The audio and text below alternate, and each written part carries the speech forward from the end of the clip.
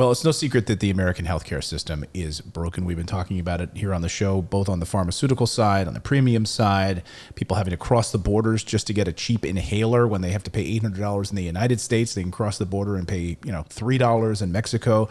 The American healthcare system is broken, but there is one company that is disrupting this space. And we decided to bring on the CEO today to talk about the broken healthcare system and what the folks over at CrowdHealth are doing to make this a total game changer. And Andy Schoonover is the CEO of CrowdHealth, and he joins us now to talk about what they're doing. Andy, welcome to the show. Thanks for joining us on Morning Invest. Yeah, thanks for having me. Absolutely. So what was the catalyst for you? I mean, what was the thing that pushed you to want to make a change in healthcare and seeing this landscape as broken? What got you into this? Yeah, so I was running a healthcare technology company, and I sold that company, and as such, my healthcare disappeared because most of our healthcare comes from our employer, and so I jumped on healthcare.gov, which is I thought where the best place to go and get it. I was paying $1,200 a month, and I thought it worked great until I actually had to use it. My little one, who was 1 at the time, was having recurring ear infections, and so we went to the ear, nose, and throat doctor, who told us that she needed tubes in her ears. So we jumped over to the local hospital and got tubes in her ears. It was a 15-minute procedure, and we got the bill, and it was $8,000, which God. We would all love that hourly rate. And then not only that, but the health plan sent me a nice note that said it was medically unnecessary, and so they weren't going to pay for it. And so I called them up and I said, man, I quit. If you're not going to help me when I need it, then I'm not going to continue to pay you $1,200 a month. And so my family has been uninsured for the last couple of years, and we've built some tools to help people operate outside of the health insurance system. And the culmination of that is CrowdHealth. Wow. I had tubes in my ears twice. And I remember when I was 4 years old, but just before one of my surgeries, my mom took me to see The Dark Crystal, and I thought it was a silent movie.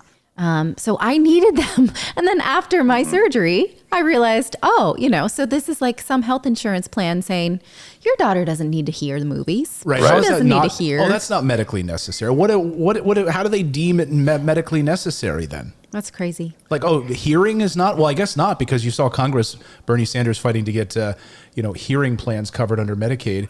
And has not been successful so far. I guess it's not medically necessary, Andy, right? Right. Well, you have an ear, nose, and throat doctor in Austin, Texas, actually looking into her ear, and somebody in New York who's 1,000 miles away saying it was medically unnecessary. It just doesn't make any sense. So, for example, tubes in your ears. We'll go and actually crowdfund those expenses from a community of people who are as annoyed with the health insurance system as you are. So, for example, let's just say there's 2,000 people in our community, and we get this $8,000 bill. Well, that's $4 per person to help me with my daughter's tubes, and so that's generally how it works. Okay, so then how do you make sure that nobody then goes in and gets elective surgery with the pool of money? Yeah, sure. So there's limitations on what you can use that pool of money for. So there's no cosmetic surgeries. No cosmetic surgery. Yeah. And there's a list of things that you can't use that money for.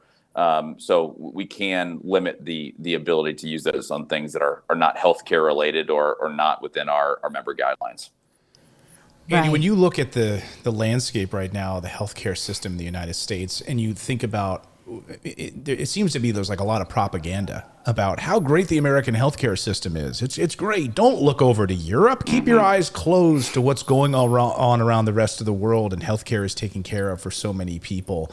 Do you think that, are we in the middle of like a systemic propaganda campaign to just keep Americans in this like loop of high pharmaceutical drugs, high premium plans, and just continue to get crushed?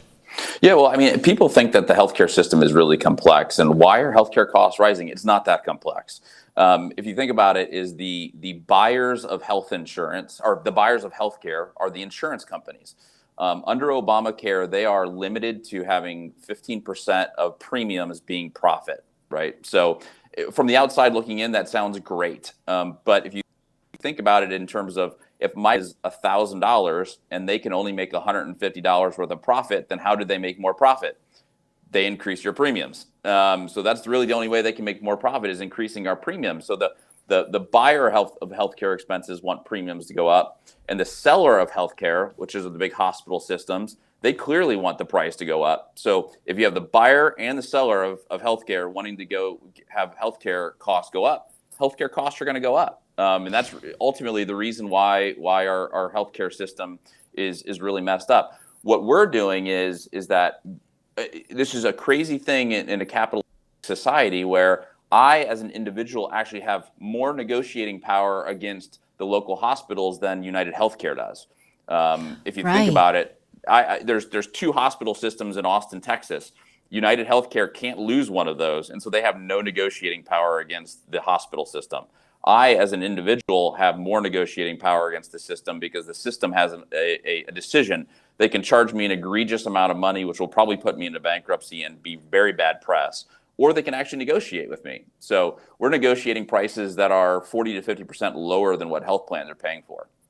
So, okay, if you are a CrowdHealth member and then you walk into, let's say, a walk-in clinic because you have the flu, and they ask you for your insurance card, do you actually have a card if you're a CrowdHealth member? How does that work? No cards. No card. And so what do you say? Like, what are the words you say to the clinic?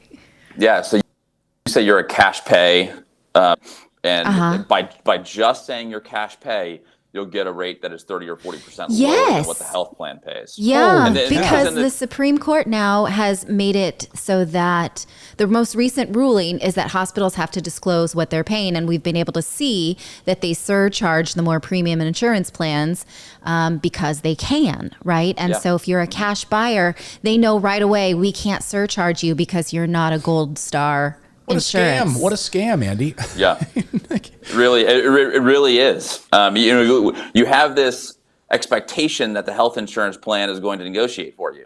They don't. Right. There's no incentive to. And so, that's just one of the crazy parts of our healthcare system is I can pay cash and get better rates than United Healthcare. Wow. And a lot of that, Clayton, is just administrative. These doctors spend 30% of their time dealing with health insurance plans. So when I go to a doctor and I'm paying cash, they're like, praise God, I don't have to deal with the health insurance company. I don't have to get on the phone.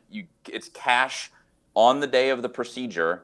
And they will, as a result, give me, anywhere from 30 to 40% lower, sometimes even more than that, lower than what the health plan is paying. What has been the response of the institutions, the institutional healthcare people? Are they saying this won't work? What are you smoking, Andy? Yeah. There's no way this is going to work. You're up against these titans. Yeah, I mean, it is a David versus Goliath. I mean, the richest companies on the planet are healthcare related companies. They're the pharmaceutical companies, are the insurance plans, the hospitals are even though most of them are nonprofits, they're right up there with them. And so there's a lot of money that is going against this. And so it's a little bit of a David versus Goliath. But I think that, look, healthcare is the number one tax on the middle class. The middle class hasn't gotten a real pay raise in 30 years because of healthcare costs. We had, get this, 250,000 families who had health insurance last year went bankrupt because of medical expenses, right? Wow. You have health insurance and you're going bankrupt because of medical expenses. There's something wrong with that. Yes. And so, it's a David versus Goliath, but it's one that, we're going to go after, and we're hoping and praying that the powers that be in Washington will actually come to their senses and say, no, we need to introduce market forces into healthcare and not be swayed by the lobbyists. I have a question. You must have a lot of interesting data from your users. And so do you think, for the most part, that for most people, this will function like a flexible spending plan, whereas you will most likely have what you need for the year based on the premium you're paying into your own account? Or because I noticed that when we did use flexible spending plans, we pretty much averaged what I thought we would, barring any, I'm going to knock on wood, emergencies. So do most people sort of stay within the budget that they set for themselves? Yeah, 8 out of 10 people don't go past their deductible in your normal health insurance plan environment, right? So That's a only big 2 out of 10 hit their deductible. And so, yeah, vast majority of the time you are not going to use anything beyond what you contribute on a monthly basis. And if there is that case, then you have a community of people behind you who are willing to support you. So that's the beauty of our model, and you treat money. And as such, you are way more interested in looking for the best doctor, the best price, the highest quality, those things, as opposed to being forced into a network from your health insurance plan. Whereas unlike a flexible spending plan, if I set aside $1,000 per person for the year, let's say, I have to use that in the calendar year. So with your CrowdHealth plan, if I don't use it up, I still have it next year. Is that correct? And if you decide you want to leave CrowdHealth for whatever reason, you take the money with you. So yeah, that was my question, is how did you leave your insurance plan after your daughter's surgery? Because they don't allow you to unless you're in their sort of windows. Yeah, well, you can get out of your healthcare.gov plan, but you can't get into a healthcare.gov plan. Oh, I thought there were very specific rules about leaving. Yeah, I guess I was wrong. Open enrollment actually just started, and it goes through the middle of December. So you have to enroll in that time period unless you are uninsured or you come off of COBRA, or there's 3 or 4 other reasons why you can enroll other than that period of time, but you can disenroll whenever you'd like. Mm-hmm. Andy, when you look at the landscape right now, just politically, in 2021, post-pandemic, or in the middle of this pandemic still, even though some people claim it's done, what can Congress do? What can the United States government do to fix this broken healthcare system?